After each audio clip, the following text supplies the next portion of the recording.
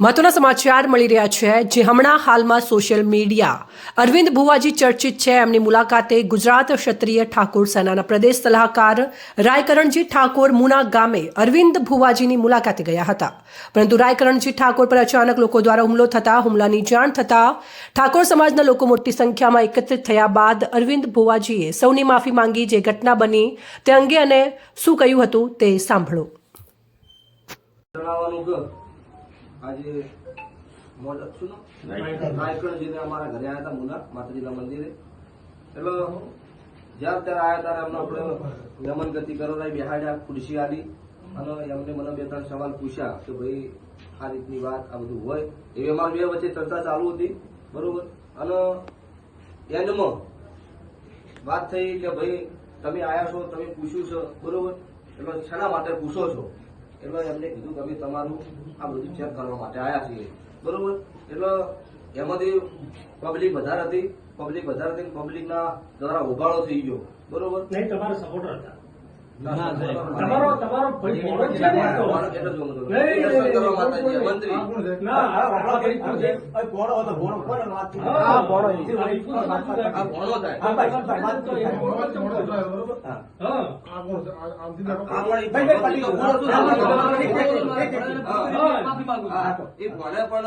જે કોઈ કર્યું એને કાયદેસર માફી મંગાવશું ભાઈ, બરોબર। એમાં કોઈ બીજી વાત નહીં છે કે ખોટું કર્યું છે ઈ તો એના ઘેર જતો રહે, ભોગવવા અમાર થાય એવો ધંધો કરવો નહીં, ભલે મારા ઘેર નહીં આવે ચાલશે। પ્રશ્ન બીજો કે જે કોઈ અત્યારે ઉબાળો થયો હોય એ બધી દિલથી હૃદયના ભાવથી 100% માફી માંગુ છું કે આ વાત કોઈને મગજમાં લેવી નહીં। અત્યારે અમારા દ્વારા મંત્રી દ્વારા બધી વાત થઈ હોય, બરોબર, એ બધી 100% માફી માંગુ છું। કેમ કે મારા ઘરે બબાલ થઈ હોય, કરવા વાળાની વાત તો થાય બરાબર, પણ નોમ બદલમ અમારું થાય, અમને ખોટું લાગે, પરિવાર જેવું આડો પાડોનું કામ છે। એટલે દરેકને આ માધ્યમથી જણાવવાનું કોઈને આ વાતનો મન દુઃખ રાખવું નહીં, કે અમારો પરિવાર છે, કાલ દાડો ભેળું રહેવાનું છે, એટલે કોઈને મગજમાં ખોટી વાત નહીં, ખોટી વાતમાં લેવું નહીં। જય માતાજી। આજે અમે પાખંડ અને અંધશ્રદ્ધા વિરુદ્ધની અંદરના મુહિમના ભાગરૂપે આજે અમે મુના ગામમાં ચાલી રહેલા પાખંડ માટે અહીં આવેલા, અને એ સમયે અમે એ સ્થળ ઉપર આજે ઊભા છીએ હાલ, અને જે તે સમયે અમે બેઠા હતા ત્યારે અરવિંદ ભુવા કરીને અહીંયા આખું આ એક ચલાવે છે, અને એની અંદર અમે લોકો અહીંયા બેઠા હતા, એમની સાથે વાતચીત કરતા હતા। તે સમયે એમના સપોર્ટરો અમારી ચારે બાજુ થઈ અમારી સામે એટેક કરેલો, અને એટેક કરવાના પરિણામે અમારા સાથે ધક્કામુક્કી થયેલી, અમને ડરાવવાનો પ્રયત્ન કરેલો। એટલે આવા જે મુહિમ ચલાવવા વાળાને આ લોકો એવો મેસેજ આપતા હતા કે અમારી સામે કોઈ પ્રશ્ન ના કરી શકે। એટલે મારે ખાસ કરીને ઠાકોર સમાજને અને બીજા જે અંધશ્રદ્ધામાં ફસાયેલા લોકોને મારે આજે વિનંતી કરવી છે કે આવા લોકોથી ડરો નહીં।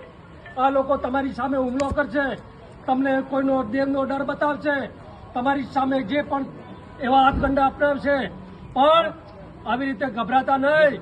અને તમારે ક્યાંય પણ તકલીફ પડે તો અમને કહેજો, અમે તમારી સાથે છીએ। અને આવા પાખંડીઓ ક્યાંય પણ આવે તો તમે અમને કહેજો, અમે હવે કફન બાંધીને ભરીએ છીએ, એવી કોઈ ચિંતા ના કરતા કે। અને એને